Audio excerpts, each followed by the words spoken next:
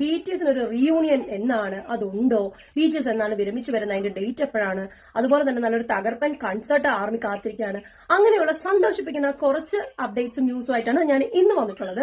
കുറച്ച് ദിവസമായിട്ട് ഇൻസ്റ്റാഗ്രാമിലെ യൂട്യൂബിലേക്ക് കമന്റ് ബോക്സിൽ ബ്ലിങ്സ് കുറച്ച് പേര് വന്നിട്ട് നീ ഇറങ്ങിപ്പോടി, നീ ആരാടി, ആന്റി, അമ്മായി എന്നൊക്കെ വിളിക്കുന്നുണ്ട്. ഇനി ആന്റി ആണെങ്കിലും അമ്മായി ആണെങ്കിലും നിന്റെ ഒന്നും അമ്മായി ആക്കിയില്ല തമ്പുരാനെ എന്നുള്ള പ്രാർത്ഥന മാത്രമേ എനിക്കുള്ളൂ. അപ്പോ ഈ നെഗറ്റീവ് കമന്റ്സ് ഇടുന്നവര് ഇട്ടോളൂ, അത്രയും കൂടെ നന്ദി. എന്താണെന്ന് വെച്ച് കഴിഞ്ഞാലേ എന്റെ കമന്റ് ബോക്സ് ഇങ്ങനെ കമന്റ് നിറഞ്ഞു കിടക്കുന്ന കാണുമ്പോൾ ഒരു സന്തോഷമാണ്. നെഗറ്റീവ് ആണെങ്കിലും പോസിറ്റീവ് ആയാലും എന്നാ കമന്റിനായിട്ട് മനുഷ്യൻ ഇവിടെ കഷ്ടപ്പെടുക. അപ്പൊ ഒരു കാര്യം, നമ്മുടെ കാര്യങ്ങളിലേക്ക് കടക്കാം. ഹായ് ആർമി, ഞാൻ സെനോ BTSന്റെ ഹിന്ദുവാണ്. എന്റെ ആർമി എല്ലാം ഹാപ്പി ആയിട്ടിരിക്കുന്നു വിശ്വസിക്കുന്നു. അപ്പൊ ആർമി, ഞാൻ ഇന്ന് വന്നിട്ടുള്ളത്, സോറി അതിന് മുന്നൊരു കാര്യം പറഞ്ഞോട്ടെ. ആർമി കുറച്ച് ദിവസമായിട്ട് വീഡിയോയ്ക്കൊക്കെ നല്ല സപ്പോർട്ടും കമന്റും തരുന്നതിന് ഒരുപാട് നന്ദിയുണ്ട്. വീഡിയോസ് ഇനിയും മുന്നോട്ട് നിങ്ങൾക്ക് നോട്ടിഫിക്കേഷൻ ഒക്കെ ലഭിക്കണമെങ്കിൽ സബ്സ്ക്രൈബ് ചെയ്യണം. പിന്നെ എനിക്കൊരു ഫേസ്ബുക്ക് അക്കൗണ്ട് ഉണ്ട്, ഇന്ദുഷ ബാബു. എന്റെ കുക്കിംഗ് വീഡിയോസ് ആണ് അതിൽ കൂടുതലിടുന്നത്. പിന്നെ ഇൻസ്റ്റാഗ്രാം അക്കൗണ്ട് സെനോറീറ്റ പോൾക്ക. ഈ ഫേസ്ബുക്കും ഇൻസ്റ്റാഗ്രാമും ഒക്കെ ഒന്ന് ഫോളോ ചെയ്യുക. കുറച്ച് ഫ്ലാഷ് ബാക്കിലേക്ക് പോകാം. 2023 BTS മിലിറ്ററിയിൽ പോകുന്ന ആ ഒരു ടൈം ഓർത്തെ. ആ ഒരു ടൈമിൽ നമ്മൾ ഈ പലർക്കും ഉള്ള ഒരു ആദ്യമായിരുന്നു, ഈശ്വര BTS മിലിറ്ററി പോയി എങ്ങനെ അവരെ കാണും, നമുക്ക് കാണാൻ പറ്റുമോ, ന്യൂസ് അപ്ഡേറ്റ്സ് ഒക്കെ അല്ലേ ഉള്ളൂ, അങ്ങനെ ചില വിഷമങ്ങളുണ്ടായിരുന്നു. അപ്പൊ ഈ ഒരു ഗ്യാപ്പ്, ഈ ഒരു ടൈമിനകത്ത് നമ്മൾ ശരിക്കും പറഞ്ഞാല് BTS എല്ലാം ലൈവിൽ വരുന്നുണ്ടായിരുന്നു, ഇടയ്ക്കിടയ്ക്ക് ലൈവിൽ വരുന്നുണ്ടായിരുന്നു മെമ്പേഴ്സ് എല്ലാവരും.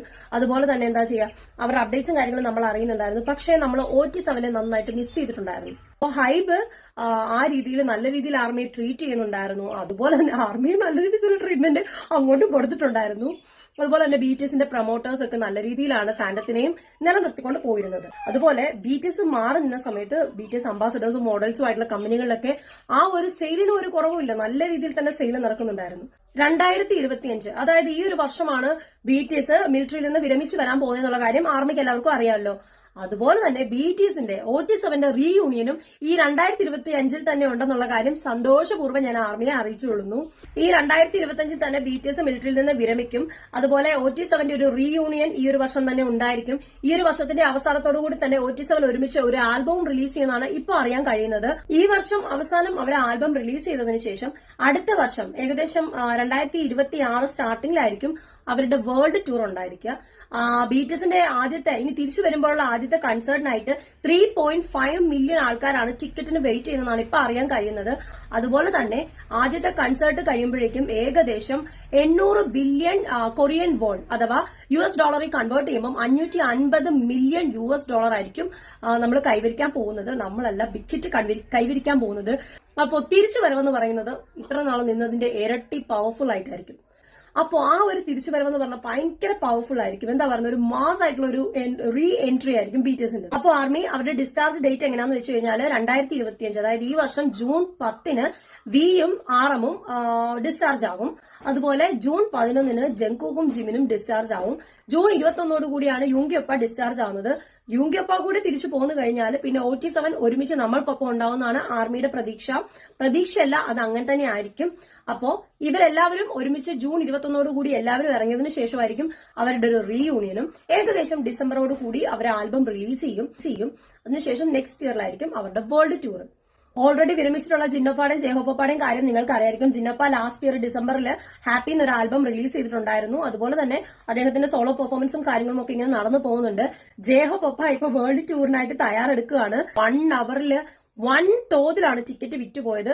ഇനി ഞാൻ പറയാൻ പോകുന്ന കാര്യം, army, you have to take it serious and also you must do it properly.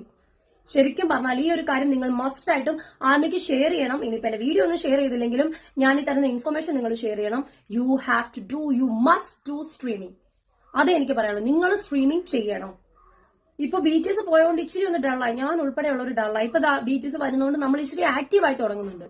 അപ്പൊ നിങ്ങളും ആക്റ്റീവ് ആകണം. കാര്യം നിങ്ങൾക്ക് തന്നെ അറിയാം BTSന്റെ ചില വീഡിയോസ് എന്താ പറയുക 1 ബില്യൺ തികയാതിരിക്കുക. 800 മില്യൺ, 900 മില്യൺ, 850 മില്യൺ, ഈ കിടക്കുന്നതിനെ നമ്മൾ 1 ബില്യണിലേക്ക് എത്തിക്കണം.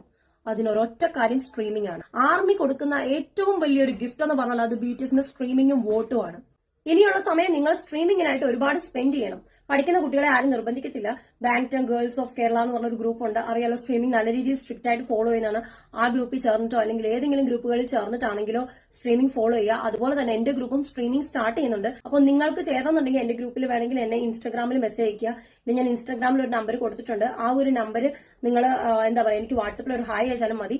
സ്പോട്ടിഫൈനെ അപേക്ഷിച്ച് സ്പോട്ടിഫൈ നമ്മളെല്ലാവരും ഡെയിലി സ്ട്രീം ചെയ്യാറുണ്ട്. ഇല്ലാത്ത ആരെങ്കിലും ഉണ്ടോ എന്ന് എനിക്കല്ല. സ്പോട്ടിഫൈ ഞാൻ സ്ഥിരം ഒരു ദിവസം പോലും ക്വിറ്റ് ചെയ്യാതെ യൂസ് ചെയ്യുന്ന ഒരു ആപ്പാണ് സ്പോട്ടിഫൈ. മെയിൻ ആയിട്ടും സ്പോട്ടിഫൈയിൽ നമ്മൾ എല്ലാവരും സ്ട്രീം ചെയ്യുന്നുണ്ട്.